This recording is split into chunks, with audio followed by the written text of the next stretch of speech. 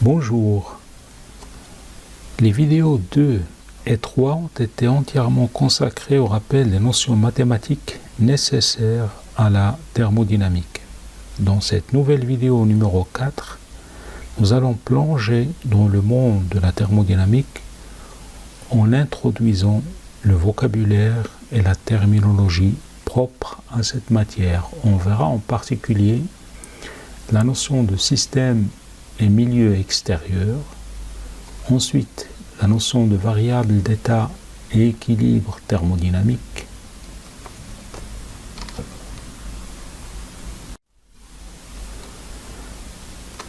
tout d'abord, qu'est-ce qu'un système? Un système est une partie de l'univers à laquelle on porte de l'intérêt. Le reste de l'univers est appelé en conséquence milieu extérieur.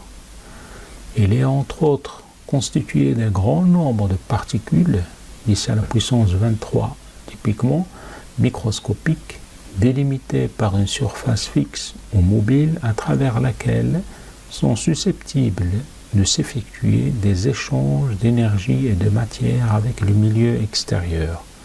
On va donner des exemples pour illustrer cette notion de système.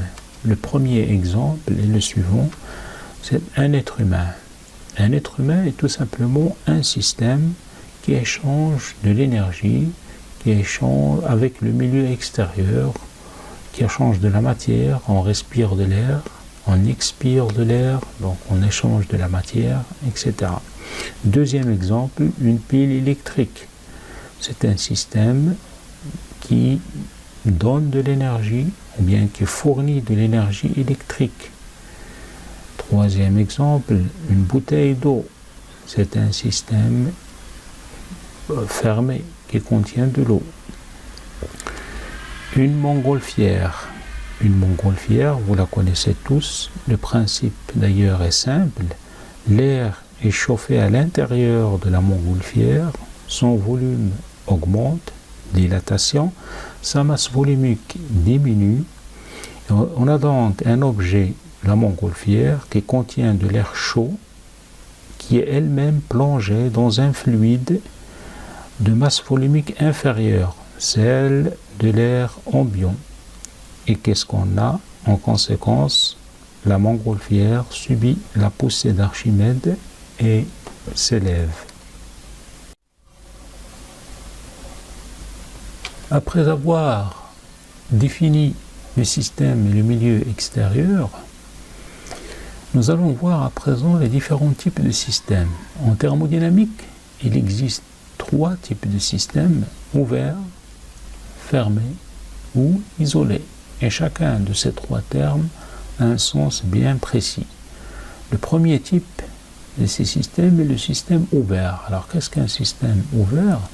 Il peut échanger avec l'extérieur ou bien avec le milieu extérieur de la matière et de l'énergie. Schématiquement, ça donne le schéma suivant. Donc, on se donne un système S qui échange et de l'énergie et de la matière. Donc, le mot échanger en thermodynamique, ça veut dire qu'il peut recevoir ou il peut donner. Et faites attention au sens des flèches ici. Donc, donner ou recevoir, c'est échanger. C'est un mot qu'on va utiliser souvent en thermodynamique. Des exemples de systèmes ouverts sont du bois qui brûle, les êtres vivants, l'eau liquide qui bout dans une casserole, une bougie allumée et un moteur à explosion d'une voiture en fonctionnement sont tous des types de systèmes ouverts. Le deuxième type de système, c'est le système fermé. Alors, il peut échanger avec le milieu extérieur de l'énergie, mais pas de la matière. Donc, vous voyez bien le sens des flèches, vous voyez bien qu'est-ce qu'il peut échanger un système fermé, S. Il ne peut échanger que de l'énergie. Un exemple de système fermé, une pile électrique, c'est un système fermé puisqu'il peut en l'occurrence fournir de l'énergie électrique, mais n'échange pas de matière avec le milieu extérieur. Deuxième type d'exemple, c'est le gaz contenu, ou bien le gaz circulant dans le circuit d'un réfrigérateur. Alors, le circuit d'un réfrigérateur, il comporte essentiellement 4 parties, le compresseur, l'évaporateur, le détendeur et le condenseur. Donc, le gaz circulant dans ce circuit, c'est un type de système fermé. Notons qu'en thermodynamique 1, nous allons nous limiter au système fermé uniquement. Les systèmes ouverts feront l'objet de la thermodynamique 2, traitée plus tard. Le troisième type de système en thermodynamique, c'est le système isolé. Alors, qu'est-ce qu'un système isolé? C'est un système qui ne peut échanger avec le milieu extérieur ni énergie, ni matière. Ça veut dire qu'il n'échange rien. Schématiquement, ça donne la figure suivante. Donc, vous avez un système thermodynamique isolé, donc en général muni d'une paroi isolante. Il n'échange pas d'énergie avec l'extérieur, ni de matière. Exemple classique de système isolé, une bouteille isotherme, c'est ce qu'on appelle le thermos, c'est un système considéré comme isolé. Un calorimètre en thermodynamique, c'est un système isolé. Une réaction chimique réalisée dans un calorimètre, c'est un système isolé. Donc retenons ceci. Un système ouvert, il échange de la matière et de l'énergie. Un système fermé, il ne peut échanger que de l'énergie. Et un système isolé, il n'échange rien, ni matière, ni énergie.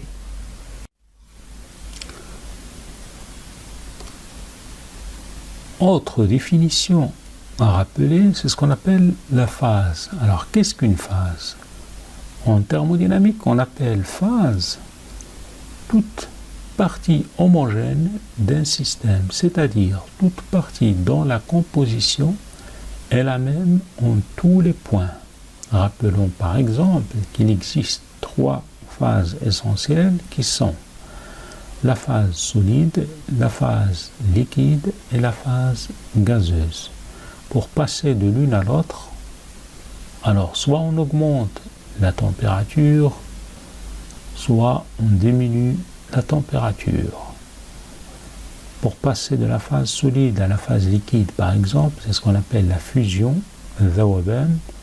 Pour passer de la phase liquide à la phase gazeuse, c'est la vaporisation. Pour passer de la phase gazeuse à la phase solide, c'est la condensation solide, etc.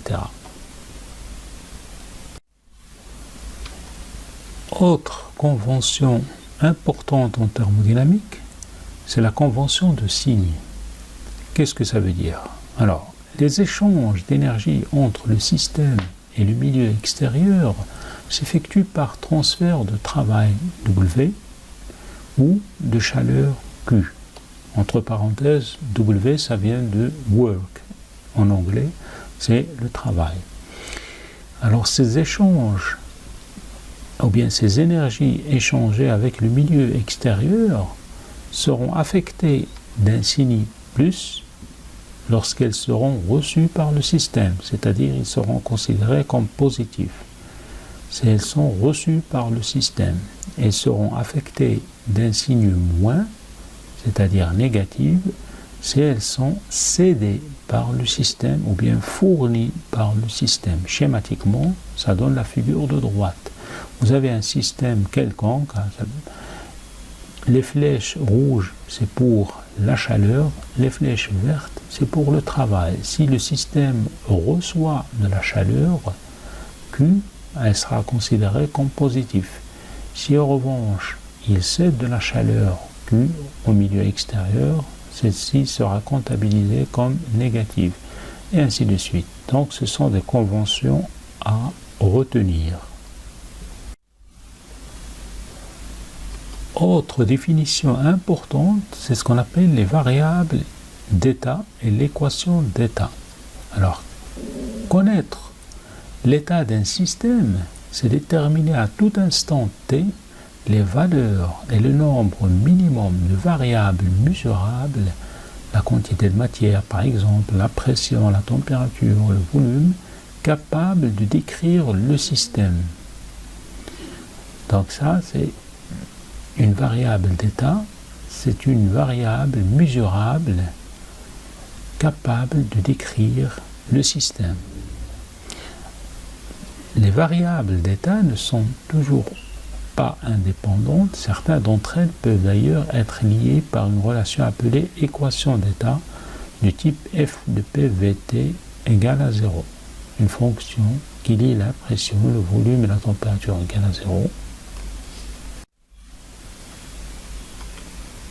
L'exemple le plus connu d'ailleurs est celui du gaz parfait, pour lequel la pression P, le volume V, la température T et le nombre de moles N sont liés par la relation que vous connaissez d'ailleurs, PV moins nRT égale à 0. Alors dans ce cas, il n'y a que deux variables indépendantes. Ça veut dire soit P est égal à P de Vt, ou bien V égale à V de Pt, ou bien T égale à T de Vp. Puisque la troisième variable, on peut la déduire facilement de l'équation d'état du gaz parfait, si on connaît les deux autres. Il suffit donc, pour définir l'état d'une certaine quantité de gaz parfait, de connaître la valeur de deux des trois variables, puisque celle de la troisième en résulte.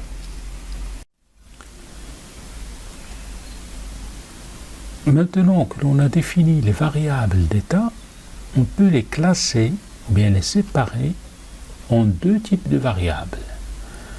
Alors, soit des variables intensifs ou bien extensifs. Qu'est-ce que ça veut dire?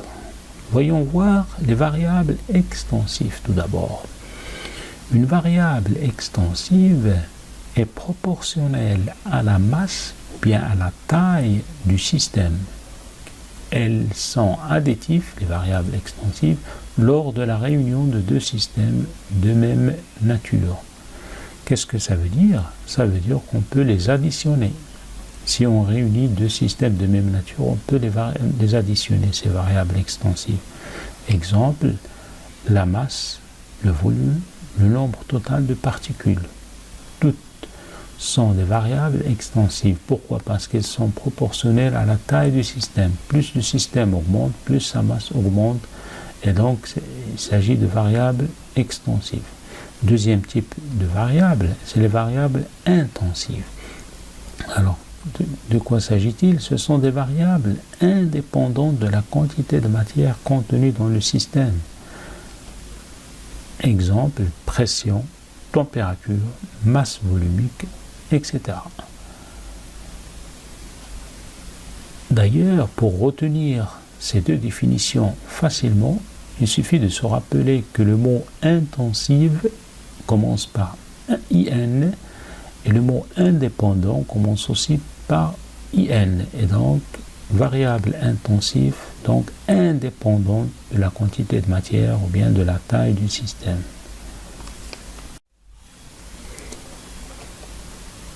Pour mieux illustrer cette notion de variable extensive, et en particulier cette notion d'additivité, prenons l'exemple suivant.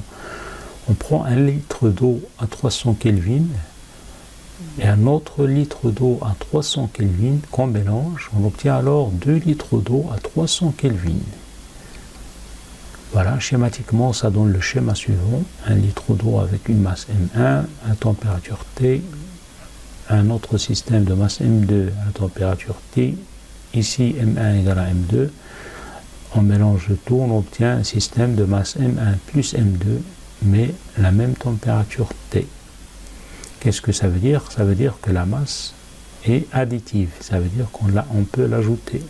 Par contre, la température n'est pas additive, donc la masse est une grandeur extensive, et d'ailleurs le volume aussi est une grandeur extensive, tandis que la température T, la pression P sont des grandeurs intensives. Donnons une autre définition intéressante, ce sont les variables conjuguées. qu'est-ce que c'est que les variables conjuguées? Eh bien, on appelle variable conjuguée un couple de deux variables vérifiant les propriétés suivantes. L'une est intensive, on la note VI, variable intensive, et l'autre est extensive pour VE, variable extensive. Ça, c'est la première caractéristique. Deuxième propriété, c'est que leur produit est homogène à une énergie. C'est-à-dire, si on multiplie la variable intensive par la variable extensive en question, on obtient une énergie. Un exemple, dans les exemples les plus classiques sont les variables conjuguées, la pression P qui est une variable intensive, le volume V qui est une variable extensive. La température T, sa variable conjuguée, c'est l'entropie. On verra plus loin dans le chapitre entropie et deuxième principe. Le temps, c'est une variable intensive qui peut se conjuguer, ou bien dans la variable conjuguée, la puissance qui s'exprime en watts. C'est une variable extensive. Voilà. La dernière notion que l'on traitera dans cette vidéo numéro 4, c'est la notion d'équilibre thermodynamique. Alors, qu'est-ce qu'un équilibre thermodynamique? On dit qu'un système a atteint un état d'équilibre lorsqu'il n'est le siège d'aucune transformation. Autre information, dans un système en équilibre, les variables ou bien les valeurs des variables d'état, par exemple P, V, T, sont les mêmes en tout point du système et restent fixes au cours du temps. Ça, c'est une autre propriété d'un système en équilibre. En thermodynamique, on distingue trois types d'équilibre. Équilibre thermique, lorsque la température du système reste constante au cours du temps, on parle alors d'équilibre thermique. Deuxième type d'équilibre, équilibre mécanique. Là, lorsque la pression du système reste constante au cours du temps. Et troisième type d'équilibre, c'est l'équilibre chimique. Ça veut dire que la composition de chaque phase constituant le système reste constante dans le temps. Autrement dit, il n'y a pas de réaction chimique qui donnerait lieu à de nouvelles espèces chimiques, par exemple. Rappelons que quand ces trois types d'équilibre, thermique, mécanique et chimique, sont réalisés, le système est dit en équilibre thermodynamique. Rappelons également que les variables d'état du système ne sont connues que lorsque ce dernier est dans un état d'équilibre thermodynamique. Autre chose importante à retenir, une variable extensive est une variable proportionnelle à la taille du système, exemple masse, volume, énergie.